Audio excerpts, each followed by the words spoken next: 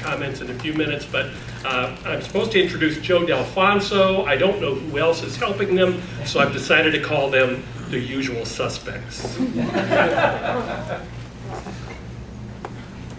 Anyway, and then Dr. Shea was like, that verse isn't about salvation, it's about rewards. I was like, what? So confusing. I could use some rewards right now. Yeah, I'd say.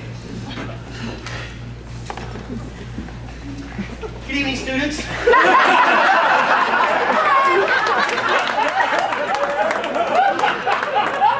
hope you're ready for today.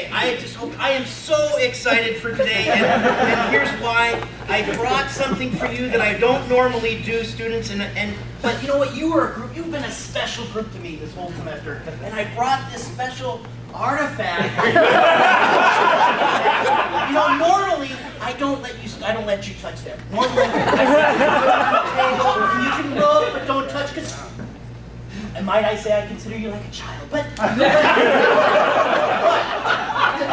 because I do trust you, I'm going to give you this 1500 BC artifact. Now be careful with it, please. It's very precious to me. It's the third one that I have. You know I have a lot of artifacts. It's a bowl from 1500 BC, so please be very careful with it. I love it. I love it.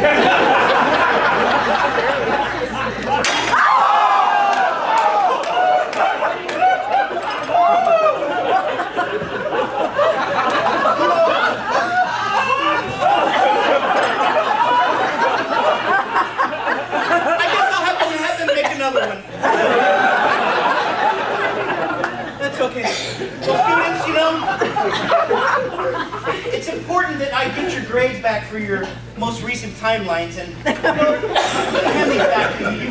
You've all done pretty good, but you know, they could use some more ancient Near East. Should I say a lot more ancient Near East?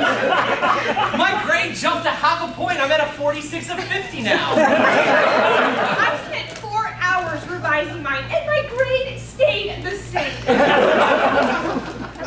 Jesus, what did you get? I got a 47.5 out of 50. It says, need more ancient Near East. That's right, Jesus. You know, if you would have just... you could have got the grade, but you know what? I'm going to give you an opportunity. I know today's the last day and it's final day and everything, but if you can get this back to me before the end of the day, I will give you maybe dare I say, maybe a full point more.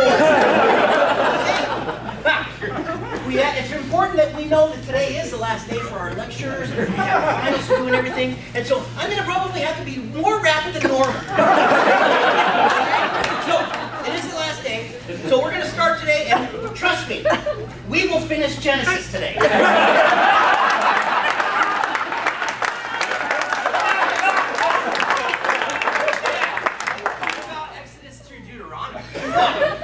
No problem. Trust me, we'll get through all the way through Deuteronomy today. And we still have time for the final. So, turn to Genesis 49 with me, all right? And we're gonna look at Jacob's blessing to Judah, verse 8. Okay? Now, I might read more rapidly than normal. Just keep up. Okay? Judah, your brother shall praise you. You shall have be on the neck of your enemy. Your father shall bow down unto you. And verse 10, the scepter shall not depart from Judah, nor the ruler's staff from between the feet of Shiloh. Comes and bows down to him in obedience of the peoples. He ties his foal to the vine and his donkey colt to the choice wine. He washes his garments in wine and robes in the blood of grapes. So, now remember, students, the Old Testament revelation was to the nation of Israel the moment that it was given. So let me ask you a question. Are you ready? Who is Jacob talking about here? Chelsea? The Messiah? Well, in actual fact, I would argue that he's talking about King David.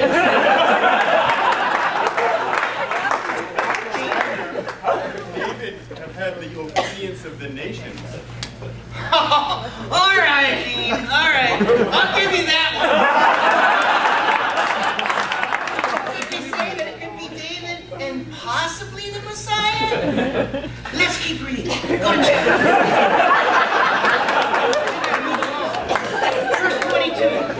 Joseph stayed in Egypt, and he and his father's husband, or household, and Joseph lived 110 years. Verse 26, so Joseph died at the age of 110 years, and he was embalmed and placed in a coffin in Egypt. Okay, so some would ask, how is God blessing Israel through their time in Egypt? In actual fact, Goshen was the best place of real estate in Egypt. Because God didn't just provide for his people, he lavishly provided for them. 75 Israelites go into Egypt, and 1.5 to 2 million are going to come out. Okay, we're done with Genesis. Now, let's go to Exodus. Flip your Bibles over. So Exodus, so they leave Egypt. Let's go on.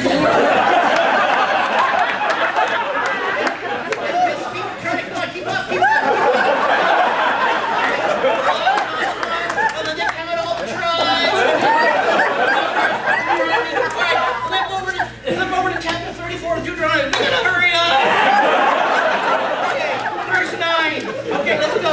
Now Joshua, the son of Nun, was filled with the spirit of wisdom for Moses, and laid his hands on him, and the sons of Israel listened to him, and he did the Lord as the Lord had commanded. So, verse 12, and all the mighty power and for all the great terror which Moses performed in the sight of Israel. Now, I told you we would get done with all of it. Did you not trust me? We're done. But guess what that means? We finished in time. We got 15 minutes left. It's time for the final exam. That's my favorite point. Now, here's the rules. Okay, this is super important. You got to pay attention. If you get the question right, I'm going to give you a full point. But if you only get a partial answer, I'm going to give you half a point. Okay, question 1, you ready? What do Old Testament laws reveal about the character of Yahweh? Yes, Dean, I saw you first.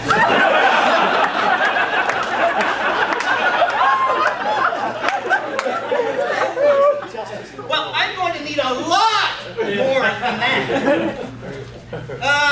Zach, I saw you first. That his laws reveal his holy and righteous character and what he requires of his people. I'll give you a half a point for that.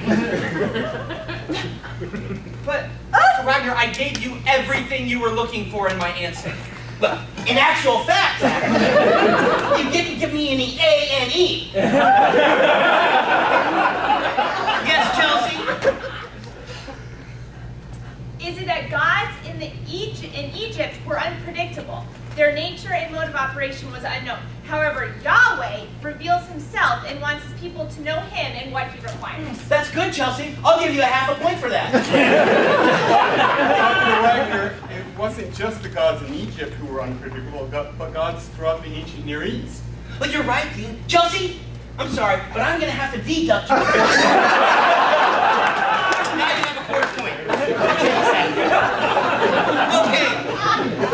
Question 2. What does the Hebrew word yom mean? You know, Jesus, you've been quiet. I'm going to pick you for this question. Yom means day. Can you give me some more? In your class, you also said Yom can mean a long period of time. All right, but, you know, in actual fact, you are Jesus, and the world was created through you. So I'll give you a full point for that.